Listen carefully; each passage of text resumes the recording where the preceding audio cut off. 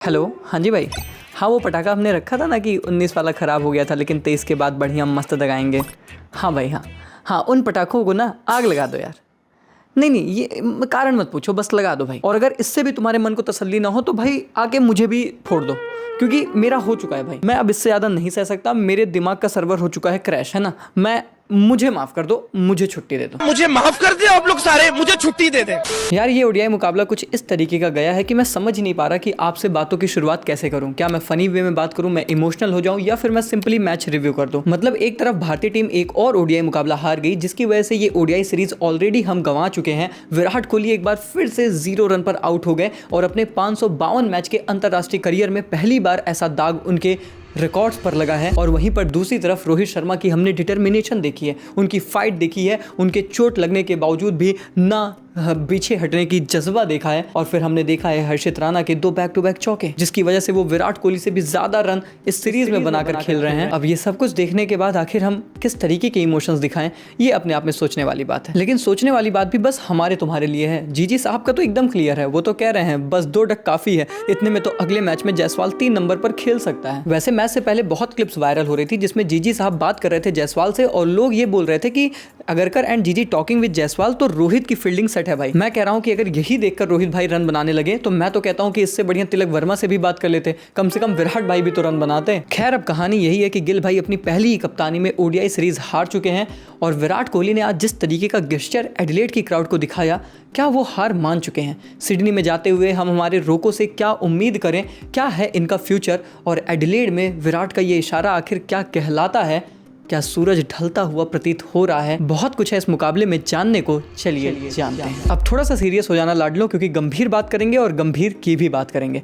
देखो, जब आप सीरीज ऑन द लाइन के साथ जाते हो, स्पेशली आपके पास एक नया कप्तान है, तो आप ये उम्मीद करते हो कि आप टॉस जीतोगे, specially in Adelaide like conditions. भले Shubman Gill post match presentation में ये बात जाकर बोल दे कि देखो, पहले मैच में टॉस इंपॉर्टेंट था क्योंकि बारिश थी, इस मैच में टॉस का इफेक्ट नहीं था। पर हम सबको पता है, आंकड़े चीख चीख के कहते हैं कि एडिलेड एक बहुत ही चेजिंग बायस्ड साइड है। और स्पेशली आप अपने टॉस के आंकड़े देखेंगे तो लास्ट टॉस आपने नवंबर 15 2023 में जीता था एक ओडीआई मैच में, जो कि 17 मैचेस का रो है। मतलब शायद 1% भी चांस नहीं होता कि आप 17 टॉस लगातार हार जाओ। लेकिन भारतीय टीम के साथ कुछ ऐसा ही टॉस की किस्मत के साथ चल रहा है। अब क्योंकि आप टॉस हार जाते हो तो आपको हर बार पहले बैटिंग करनी पड़ रही है। और अब मेरी बात ध्यान से सुनो कि ये आपके लिए बहुत बड़ा डिसएडवांटेज है। शायद आप कहोगे कि हाँ भाई, वो तो हम समझ रहे हैं कि चेजिंग बायस्ड होता है, पर नहीं मेरे भाई, ऑस्ट्रेलियन की इस वक्त की प्रेजेंट कंडीशन में ये बहुत बड़ा डिसएडवांटेज इसलिए है क्योंकि मैंने 2 ओडीआई अभी तक देखे, और इन दोनों वनडेज में मुझे ये समझ में आया कि ये थोड़ी सी टिपिकल ऑस्ट्रेलियन कंडीशंस हैं जो पहले हुआ करते थे। बीच में ऑस्ट्रेलिया थोड़ा सा अपने आप को अडॉप्ट कर रहा था, मॉडर्न बन रहा था कि बड़ा फ्लैट पिच बनाएंगे, सब आएंगे, कंपीट करेंगे, हमारा बॉक्स ऑफिस होगा, थ्रिलर्स होंगे। पर हाल फिलहाल में मैंने देखा कि ये 2 मैच मुझे बताया कि ये टिपिकल ऑस्ट्रेलियन कंडीशंस हैं, जहां पर अच्छा खासा सीम भी हो रही है, गेंद स्विंग भी हो रही है, अर्ली ऑन बहुत स्विंग है, और उसके बाद हिट द डिक गेंदबाजी एक अच्छे बाउंस के साथ तो गेंद आ ही रही है। सो ऐसे में जो टीम पहले जाकर बल्लेबाजी कर रही है, स्पेशली जब मॉइस्चर थोड़ा सा ट्रैप है, बारिश हो रही है, ये बहुत बड़ा डिसएडवांटेज है और भारतीय टीम को हर बार ये करना पड़ा। खैर, पारी की शुरुआत होती है और हमारे शुभमन भाई आते संगी कह देते हैं कि तुम ही लोग तो कहते हो कि this series is all about रोको, तो फिर जब उन्हीं के लिए है तो मेरा एल बनाए रन। लेकिन देखो, शुभमन गिल को लेकर इस बारे में काफी लोग मजाक बना रहे हैं कि वैसे तो कप्तान बना फिर रहा है, पर भैया ये फ्लैट पिच बुली है, टफ कंडीशंस में इसके रन बनाने की औकात नहीं है। पर मैं तुम्हें एक रियलिटी बताऊं तो बस इतना कहना चाहता हूं कि मुझे अगर कोई बंदा सबसे ज्यादा कंफर्टेबल लगा, स्पेशली इन टॉप 3 जहां पर कंडीशन सबसे ज्यादा टफ है बैट करने के लिए, वो शुभमन गिल ही लगे हैं। भले उस बंदे का रन नहीं आए हैं, पर उस बंदे ने ना बहुत ही कंफर्टेबली स्टार्क और हेजलवुड जैसे गेंदबाजों को टफेस्ट कंडीशन में खेला है। ऐसा कोई अनकंफर्टेबल सा वो साउंड नहीं किया, और इसीलिए मुझे ये लगता है कि शायद उनकी बड़ी इनिंग अराउंड द कॉर्नर ही हो, बस थोड़ा सा स्टेबल होने की उनको जरूरत है। हालांकि इसके बाद हमारे रोको आते हैं और एक बार फिर से हमारी उम्मीद जगती है कि इस बार वो रोको की कमाल की पार्टनरशिप होगी। साल 2021 से वैसे भी उनकी पार्टनरशिप के आंकड़े बहुत ज्यादा खराब है, तो हम उम्मीद कर रहे थे कि अब कमबैक होगा। शायद कमबैक करने का एडिलेड से बेहतर कोई मौका और मंच हो ही नहीं सकता। पर उसके बाद विराट कोहली 0 पर एक बार फिर से आउट हो जाते हैं। मतलब हम वो ऑफ स्टंप की गेंद को छोड़ने की बात कर रहे थे, भाई बंदा इस बार मिडिल ऑफ मिडिल खा गया, और ये देखकर यार सच में दिल टूट गया। क्योंकि एडिलेड को तो विराट कोहली ने ओन किया था ना। ऑस्ट्रेलिया में जो रिस्पेक्ट उन्होंने अर्न की है, जो लोग उनके लिए उठकर तालियां बजाते हैं, उसमें एडिलेड की कुछ कमाल की पारियों का बहुत बड़ा इंपैक्ट रहा है। और इसीलिए शायद हम आप कमबैक की इतनी उम्मीदें भी तो एडिलेड के मैदान पर लगाए बैठे थे। एडिलेड वही मैदान है जिस पर 2014 में कप्तान के तौर पर टेस्ट में बैक टू बैक शतक विराट कोहली ने मारा था और ऑस्ट्रेलिया में खुद को अनाउंस किया था। 2015 में पाकिस्तान के खिलाफ वो शतकीय पारी आखिर कौन भूल सकता है विश्व कप की। और ऐसे में जब उसी मैदान पर आते हुए 23 अक्टूबर की इस तारीख को 0 रन बनाकर विराट कोहली आउट होते हैं ना, वो चीज़ दिल में चुभती है। और जब चुभती है तो शायद आवाज़ बस यही निकलती है कि सितारों को आंखों में महफूज रखना, बड़ी देर तेज रात ही रात होगी, मुसाफिर हैं हम भी, मुसाफिर हो तुम भी, किसी मोड़ पर फिर मुलाकात होगी। शायद यही लाइन उस वक्त विराट कोहली के भी जहन में चल रही होगी जब वो DRS नहीं लेते हैं, लौट कर जाते रहते हैं पवेलियन में और लोग उनके लिए तालियां बजा रहे थे और उस अभिवादन को वो स्वीकार करते हैं। क्या वो उस अभिवादन को उस पारी के लिए स्वीकार कर रहे थे? नहीं, वो लोग तालियां भी उस पारी के लिए नहीं बजा रहे थे, बल्कि उस 15 साल की लेगेसी के लिए बजा रहे थे जो विराट कोहली उस मैदान पर छोड़कर जा रहे थे। लोगों को ये बात पता था कि विराट कोहली अब एडिलेड में हमें फिर कभी देखने को नहीं मिलेंगे और इसीलिए लोग उनका अभिनंदन कर रहे थे। हाँ, बहुत से लोगों ने इसे इस लिहाज से भी जोड़कर देखा कि शायद ये उनकी आखिरी अंतर्राष्ट्रीय पारी ही क्यों ना हो या फिर शायद आखिरी सीरीज़ ही क्यों ना हो। मुझे ये तो नहीं पता कि ये आखिरी सीरीज़ है या फिर नहीं, पर जिस तरीके के हालात हैं शायद प्रतीत भी कुछ ऐसा ही होता है। 27 विश्व कप का हम सपना देख ज़रूर रहे हैं, पर इसीलिए मैं ये बात बार बार चिल्ला के कह रहा था कि ये ODI सीरीज़ बहुत इंपॉर्टेंट है यार, इसमें रन बनाना बहुत ज़रूरी है अगर 27 के विश्व कप के जुनून को ज़िंदा रखना है। पर अभी तक वो बात बनी नहीं है और जब वो बात बनी नहीं है इसीलिए मैं बस इतना ही कहना चाहता हूँ फिर से। शायद अब मैं क्या ही कह सकता हूँ, बस इतना कहूँगा कि जब 25 को वो मैदान में उतरेंगे, ध्यान से देखना, प्यार से देखना, सहेज के देखना, दिल थाम के देखना। बाकी जितना भी टाइम वो खेलते हैं, जब भी खेलते हैं, मुझे नहीं पता रोको कितना खेलेंगे कितना नहीं खेलेंगे, कि हमारे आपके हाथ में नहीं है। हम बस इतना ही कर सकते हैं कि हम उन्हें सेलिब्रेट करें। वो जितनी बार भी मैदान में उतरे उन्हें सेलिब्रेट करें और एडिलेड की क्राउड ने एग्जैक्टली वही किया था। तो ये कोई रिटायरमेंट का वो नहीं था, ये कोई हिंट नहीं थी, ये बस वो अप्रिसिएशन था कि thank you for everything Virat, the what you did in our home ground. बाकी तो भाई क्या ही है, मायूस हम भी हैं, मायूस तुम भी हो, और बस ये मीम है कि किसी दिन विराट कोहली की चिंता मेरी चिता लगा दे तो हैरान मत होना। लेकिन इसी बीच भैया ये जो चिंता सता रही थी, हमारे रोहित भाई ने कम से कम थोड़ा तो सुकून दिया। हाँ, मुझे पता है कि रोहित की ये नॉक कोई बहुत स्पेशल नॉक नहीं थी, बल्कि बहुत ही स्लगिश और exact opposite of kind of a Rohit knock थी, पर यही तो बताती है कि वो बंदा कितना ज़्यादा कमिटेड है इस टीम के लिए, 27 विश्व कप के सपने के लिए। याद है अभी मुझे कुछ महीने पहले की तो बात है जब अजीत आगरकर साहब कह रहे थे कि Rohit and Virat are not committal about the world cup, और भाई आज रोहित ने दिखाया है कि कमिटमेंट होती क्या है। आज ही नहीं, एक्चुअली उस टाइम से दिखा रहा है जब उसने 11 kg लगभग 11,000 ग्राम वेट लूज़ किया है।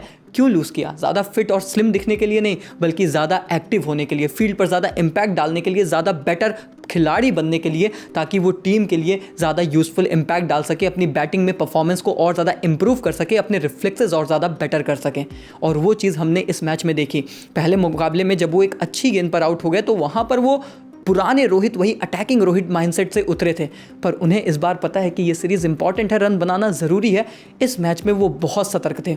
शुरू में बहुत गेंदें छोड़ी, झेली, किस्मत उनका साथ दे गई, आउट नॉट आउट सब कुछ होता गया, पर वो बंदा हार नहीं माना। क्या दिखाया उसने? वही कमिटमेंट जिसकी बात अजीत आगरकर कर रहे थे। उस कमिटमेंट को दिखाते हुए उनके हाथ में चोट भी लगी, हाथ से खून भी बहने लगा, पर उन्हें पता था कि रन बनाना बहुत ज़रूरी है, टीम के लिए भी, खुद के लिए भी, 27 विश्व कप के सपने के लिए भी। डेफिनेटली मैं एक बार फिर से कहूँगा कि शायद ये वो उनकी one of the best knock नहीं थी, पर वो जो गेम टाइम उन्हें मिला है, जो रन्स उन्होंने बनाए हैं, जो 1-2 पुल शॉट उन्होंने लगाए हैं, वो कॉन्फिडेंस बहुत ज़्यादा देगा और अगले मैच में जाते हुए वो एक टिपिकल रोहित नॉक में कन्वर्ट हो सकता है। तो मुझे लगता है कि ये रोहित के लिए बहुत अच्छा है, उनके फैंस के लिए बहुत अच्छा है। लेकिन रोको के फैंस जो हाल फिलहाल में एकदम यूनाइटेड थे, अब वो जब ये देख रहे हैं कि एक दोस्त पास हो जाए और एक दोस्त फेल, तो आखिर उनका क्या रिएक्शन है? हम दोनों ने एक ही किताब पढ़ी थी, मगर ये सबक तूने कहां से पढ़ लिया मेरे भाई? मैं ये तो जान गया था कि तू बदल गया है, मगर तू इतना बदल गया है, इस बात का एहसास मुझे आज हुआ। खैर, मैं यहाँ से अजीत आगरकर और गौतम गंभीर को बस इतना ही कहूँगा कि कुछ भी कहना, नहीं खिलाना है तो कह देना कि हम खिलाना नहीं चाहते, या फिर शायद परफॉर्मेंस अच्छी नहीं है, या फिर हमारे पास बेटर प्लेयर्स अवेलेबल हैं।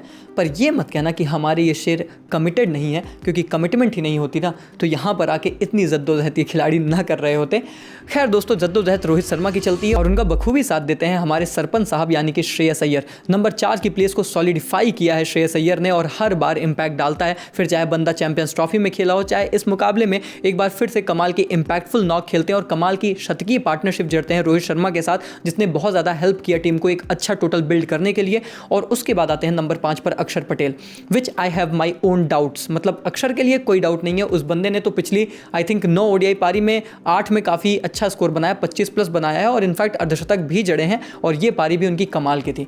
पर केएल राहुल का क्या, आप उनकी नंबर 5 पोजीशन जहां पर वो सबसे ज़्यादा रन बनाते हैं, left hand right hand combination की वजह से, किसी भी रीज़न की वजह से हर बार यार केएल राहुल ही सैक्रिफाइस किए जाते हैं। इस बार जब वो नंबर 5 पर ओडीआईज में इतना अच्छा कर रहे थे, जब से जीजी साहब आए हैं वो नंबर 6 पर बैटिंग करने लगे हैं और पिछले 2 मैचेस में आप ये कह सकते हैं कि पिछले मैच में तो केएल राहुल ने फिर भी आकर इतना अच्छा रन बनाया, इस मैच में उनके रन नहीं आए। खैर इसके बाद लगातार भारतीय टीम की जब विकेट गिरी तो हमें लगा कि शायद हमारे लिए 250 रन बनाना भी बहुत मुश्किल हो जाए, लेकिन फिर आते हैं हमारी टीम के स्टार खिलाड़ी, the star player, performer, the impact player, the superstar, the महा सुपरस्टार हर्षित राणा साहब, और वो अर्शदीप के साथ आकर एक कमाल की पार्टनरशिप करते हैं जिसके चलते हम 250 के पार जाते हैं। इनफैक्ट भारतीय टीम 264 रन बनाती है, जो कि मुझे लगता है कि काफ़ी अच्छा टोटल था, मतलब इन द सेंस कि ऐसा टोटल था जिस पर आप फाइट बैक डेफिनेटली कर सकते थे। हालांकि हर्षित राणा की ये कमाल की नॉक जिसमें 2 बैक टू बैक चौके शामिल थे, इसको देखकर जीजी साहब भी ये जरूर कह रहे थे कि नेक्स्ट मैच में हर्षित राणा नंबर 3 पर खेलता दिख जाए तो हैरान मत होना। भाई बताओ यार कैसा समय आ चुका है, एक तरफ हमारे विराट भाई बैक टू बैक 0 बना रहे हैं तो वहीं पर दूसरी तरफ हर्षित भाई बैक टू बैक चौके लगा रहे हैं। ये मुझे लगता है कभी कभी साला हमारा गोला है ही नहीं, ये कोई जीजी भाई का गोला, उनका कोई एरा है और हम तुम बस उसमें जी रहे हैं। और मैं तो कह रहा हूँ कि कल को उनको नंबर 3 पर खिला भी दिया तो फिर हम तुम क्या ही कर लेंगे। हालांकि हम लोग यहाँ पर भले कुछ न कर पाए पर जरूर कर सकते हैं उनसे कुछ कड़वे सवाल, और मेरा सबसे बड़ा सवाल यह है कि भाई साहब कुलदीप यादव कहाँ हैं? अरे भाई आप ऑस्ट्रेलिया से देख के ये सीख जाओ कि एडम जम्पा दूसरे मैच से अवेलेबल हुआ, स्ट्रेट अवे 11 में आया और 4 विकेट लेकर प्लेयर ऑफ द मैच लेकर गया। रिस्ट स्पिनर की जरूरत होती है वहां पर जहां पर ज्यादा स्पिन फ्रेंडली कंडीशन नहीं है। ऑस्ट्रेलिया को ये बात पता थी, इसीलिए एडम जम्पा की वो वैल्यू करते हैं। और आपके पास कुलदीप यादव सुपरस्टार बैठा है, लेकिन क्योंकि आपको बैटिंग डेप्थ ससुरा नंबर 10 तक चाहिए और फिर भी मिला के तुम सारे बना 264 ही पाते हो, तो फिर तुमने एक प्रीमियर गेंदबाज अपना बैठा रखा है। अब हार्दिक पांड्या है नहीं तो आपको वो अच्छा 5th बॉलिंग ऑप्शन भी नहीं मिल रहा है। नीतीश कुमार रेड्डी, हर्षित राणा, ये सारे खिलाड़ी इस मुकाबले में पिटाए हैं। और स्पेशली याद रखना कि टॉप ऑर्डर ने तो ऑस्ट्रेलिया के भी रन नहीं बनाए, मिचेल मार्श, ट्रेविस हेड के रन नहीं आए, इनफैक्ट उन्होंने तो बहुत गंदी क्रिकेट खेली थी। उसके बाद मैथ्यू शॉर्ट जिन्होंने नंबर 3 पर कारोबार संभाला है और दोनों मैच में कमाल की इंपैक्टफुल पारी रही है। मैट रॉन्शा ने भी इस मैच में अच्छा किया, पर सबसे बेहतर किया कॉपर कॉनली ने। अंडर प्रेशर ओवेन और कॉनली ने जो नॉक खेली है और जिस तरीके की एबिलिटीज़ दिखाई ना, स्पेशली हमारे गेंदबाजों को जिस तरीके से आड़े हाथ लिया, क्लीन हिट लगाई हैं, चौके छक्के जड़े हैं लास्ट में, वो थोड़ा सा गेंदबाजों पर सवाल भी उठाता है और एट द सेम टाइम उन खिलाड़ियों की तारीफ भी करता है। एंड एज आई सेड कि भैया ऑस्ट्रेलिया हर बार प्रूव करती है कि क्यों वो ऑसीज़ हैं, क्यों वो क्रिकेट को डोमिनेट करते हैं, और इस सीरीज़ में भी इन दोनों मैचेस में उन्होंने यही करके दिखाया है। एक तरफ उनकी महिला टीम विश्व कप जीतने के लिए फेवरेट बैठी है, दूसरी तरफ उनकी मर्द जात हमें पेल रही है। उन्हीं का समय है भाई। खैर सबसे बड़ा तो सवाल यही है कि कितना और क्या समय बचा है हमारे रोको का, और ख़ास तौर पर विराट कोहली का। ये कहना अब शायद गलत नहीं होगा कि हमने ये देखा ना कि रोहित के अंदर वो थोड़ी डिटर्मिनेशन विश्व कप खेलने की ज़्यादा दिख रही है। विराट यार क्या बोलूँ भाई, मतलब ये ना, ये सही बता रहा हूँ, ये सच में एकदम छल्ली हो जाता है। पता नहीं क्या हो गया विराट को यार, मतलब अपना वो विराट यार क्या होता था, वो जुनून, वो आग, वो जज्बा, पता नहीं कहीं यार बीच रास्ते में गुम हो गया।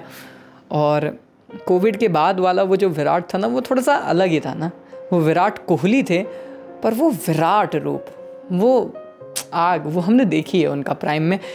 खैर यार उम्मीद बस इतनी ही करते हैं कि यार तीसरे ओडीआई मुकाबले में होपफुली उनकी परफॉर्मेंस आए, और अगर ये उनका आखिरी ओडीआई मैच भी रहा, जो कि मुझे लगता है कि क्या पता हो भी, I mean I don't know, मतलब आई जस्ट फील कि शायद जिस तरीके के हालात चल रहे हैं आपको भी समझ में आता है, तो बस हम उन्हें देख पाएँ, उन्हें सेलिब्रेट कर पाएँ, उन्हें जान पाएँ, उनको महसूस कर पाएँ, विराट कोहली को, वो जिसे हम जानते हैं। बाकी तो होपफुली अच्छा हो, होपफुली और अच्छी पारियाँ आए, होपफुली वो आगे कंटिन्यू करते रहें। रोको खेले ना खेले, आई मीन ये ऐसा सवाल है जिस पर कितनी भी बात करता चला जाऊँगा मैं और एंडलेस टॉक होती जाएगी। But at the end of the day जो भी होता है आगे से, let's just celebrate it, let's just enjoy that moments जो भी यहाँ से बचे हैं। फिलहाल आपको क्या लगता है कि विराट कोहली की सिडनी की पारी में आखिर क्या कुछ होने वाला है, और क्या वो इसके आगे कंटिन्यू कर रहे हैं, नहीं कर रहे हैं? कमेंट्स में बताना। वीडियो को लाइक करके चैनल को सब्सक्राइब कर देना। मिलते हैं एक और इंटरेस्टिंग वीडियो के साथ, तब तक के लिए take care, good bye, thank you so much.